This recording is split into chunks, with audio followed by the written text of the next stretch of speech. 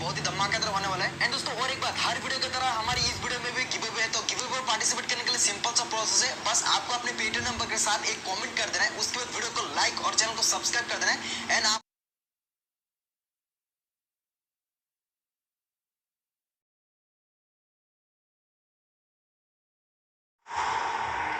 भयानक जंगल में धूप अंधेरा था। चारों ओर के बड़े बड़े पेड़ खौफनाक लग रहे थे। सूखे हुए पेड़ों की टहनियां खौफ पैदा कर रही थी, क्योंकि उन्हें देखने से किसी के होने का एहसास हो रहा था। दूर कहीं उल्लू की आवाज आ रही थी। तभी अचानक एक चमगादड़ उड़ता हुआ राजीव के ऊपर से निकल गया। राजीव को बचपन से ही पुरानी चीजों से बहुत लगाव रहा था। वो कहीं भी जाता तो वहां से कोई ना कोई एंटिक सामान खरीद कर ले आता और फिर उन पर रिसर्च करता कि वे चीजें कब बनी और किसके द्वारा बनाई गई। मगर उसकी माँ उसके इस शौक से बहुत परेशान रहती थी। राजीव, तूने तो मेरे पूरे घर को अजायब घर बनाकर रख दिया है। कभी कभी इन चीजों को देखकर डर लगने लगता है बेटा। माँ, ये सब चीजें बहुत कीमती हैं, जो तुम्हारे बेटे ने कौड़ियों के दाम खरीद ली हैं। इंटरनेशनल बाजार में इनकी कीमत बहुत ज्यादा है।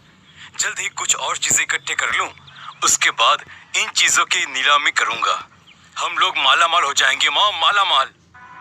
तब तक इन सबको बंद करके एक कमरे में रख देना। पूरे घर में फैला कर रखने की तो जरूरत नहीं है। एक दिन राजीव मुंबई के चोर बाजार में घूम रहा था। उसे यकीन था यहाँ उसे कोई ना कोई नायाब चीज जरूर मिलेगी। वो एक शॉप में घुसकर चीजों को देख रहा था। अरे भैया, बहुत देर से यहाँ घूम रहे हो, कुछ खरीदी भी करनी है या बस ऐसे ही चोर बाजार का माल फिर से उड़ाने का इरादा है क्या? अरे नहीं नहीं, आप गलत समझ रहे हैं। मैं किसी खास चीज की तलाश में आया हूँ। आपके पास कोई एंटीक सामान मिलेगा क्या? अरे भैया, यहाँ तो सारी पुरानी चीजें ही हैं। लोग अपने मतलब की चीजें ढूंढ कर ले जाते हैं। आप भी देख लो, शायद आपके मतलब का कोई सामान मिल जाएगा। राजीव बहुत देर तक वहां घूमता रहा, मगर उसे कुछ नहीं मिला। वो दुकान से जाने ही वाला था कि तभी दुकानदार एक बक्सा लेकर आया और उसे राजीव के सामने खोल दिया। देखो भैया, शायद ये आपके मतलब की चीज है। चीज पुरानी तो है, लेकिन कीमती भी है। सामान आपकी पसंद का और दाम हमारी पसंद का। आप पैसे की फिक्र ना करें। यदि चीज पसंद आई तो मुंह मांगी कीमत दूंगा। दुकानदार ने बक्से में से एक तस्वीर निकाल कर दी, जो एक गहरे घने जंगल की थी। इस तस्वीर में ऐसी क्या खास बात है जो आप मुंह मांगी कीमत चाह रहे हैं? अरे आपने शायद तस्वीर को ध्यान से देखा नहीं, या आपको कीमती चीजों की कदर नहीं है। बचपन से लेकर आज तक इन एंटीक चीजों से खेल रहा हूँ मैं, और आप कह रहे हैं कि मुझे एंटीक चीज की कदर नहीं है। अरे आप जैसे कदरदान के लिए ही तो इसे छुपा कर रखा था।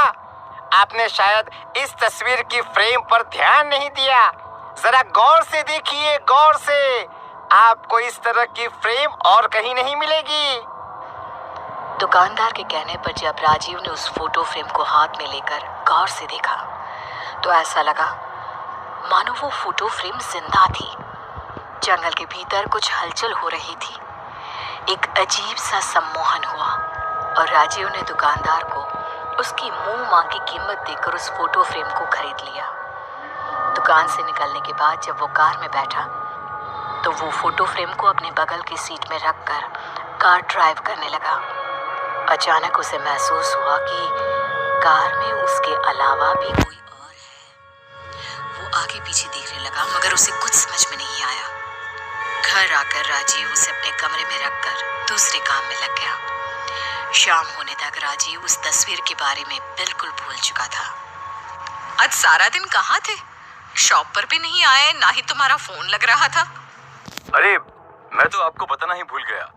आज चोर बाजार गया था, वहाँ से एक बहुत ही खास तस्वीर लेकर आया हूँ। राजीव वो फोटो लेकर लिविंग रूम में आया। उसकी माँ वो फोटो ध्यान से देखने लगी। तभी अचानक उन्हें महसूस हुआ कि जंगल में दूर कहीं बिजली चमक रही थी।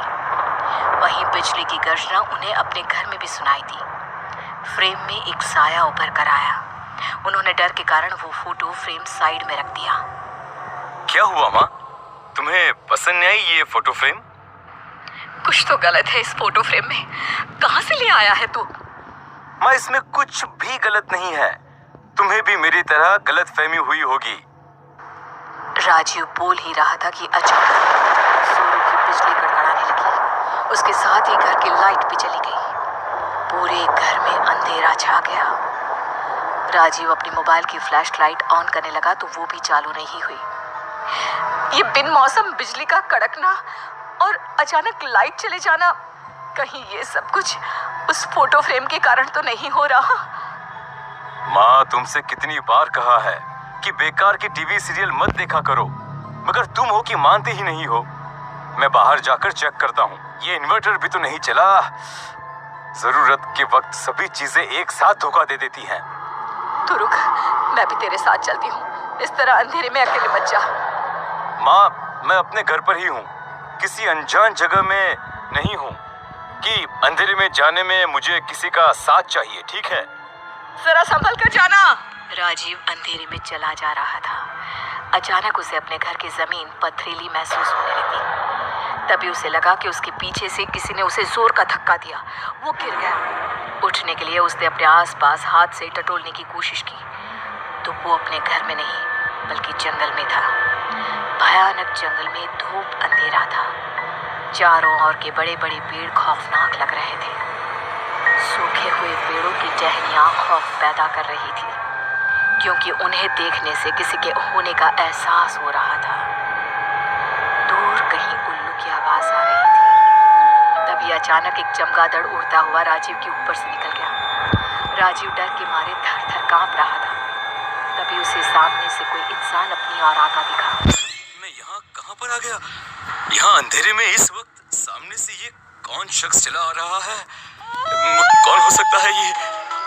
अपने आसपास उड़ते चमगादड़ और उल्लू के रोने की आवाज सुनकर उसके मन में कई सारे सवाल चल रहे थे जिनका जवाब उसके पास नहीं था। अचानक वो साया राजीव के सामने आकर खड़ा हो गया। राजीव उसकी ओर देखकर डर गया कि पूरी तरह से उस सफेद साये ने काले कपड़े पहने हुए थे। आंखों की जगह कटती थी और उनमें से खून की धारा बह रही थी। शरीर से जगह जगह रक्त बह रहा था, मानो किसी शिकारी जानवर ने उसका शिकार करने की कोशिश की हो। उसके रूप में राजीव को अपनी मृत्यु नजर आ रही थी। वो जैसे जैसे पीछे हट रहा था वो साया उसकी ओर बढ़ रहा था। कौन हो तुम? और मैं यहाँ कैसे आ गया? तुम मेरे मुक्तिदाता हो और मुझे मुक्ति देने आए हो। तुम्हें मुक्ति और मैं लेकिन कैसे? घबराओ नहीं, मैं तुम्हें कोई नुकसान नहीं पहुंचाऊंगा। यदि तुम्हें नुकसान पहुंचाना होता तो तुम अभी तक जिंदा नहीं होते। बहुत दिनों से यहाँ पर अकेले भटक रहा था। अब मुझे तुम्हारी बदौलत मुक्ति मिल जाएगी। मगर कैसे? मैं कुछ समझा नहीं। बहुत जल्द ही समझ में आ जाएगा। अब मेरी जगह तुम इस तस्वीर में कैद हो जाओगे और मुझे आजादी मिल जाएगी। आजादी, इस जंगल की अंधेरी दुनिया से आजादी। कहते हुए साया जोरों से हंसने लगा। उसकी हंसी की आवाज से पूरा जंगल गूंज रहा था। पक्षी और जानवर डर से इधर उधर भागने लगे। नहीं, ये नहीं हो सकता।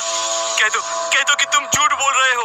मैं इस तरह जंगल में कैद होकर नहीं रहना चाहता। प्लीज। मैं तो हमेशा ही सच बोलता हूँ। कहते ही उसने राजीव की आत्मा को अपनी आत्मा से रिप्लेस किया और उसकी जगह घर में आकर रहने लगा।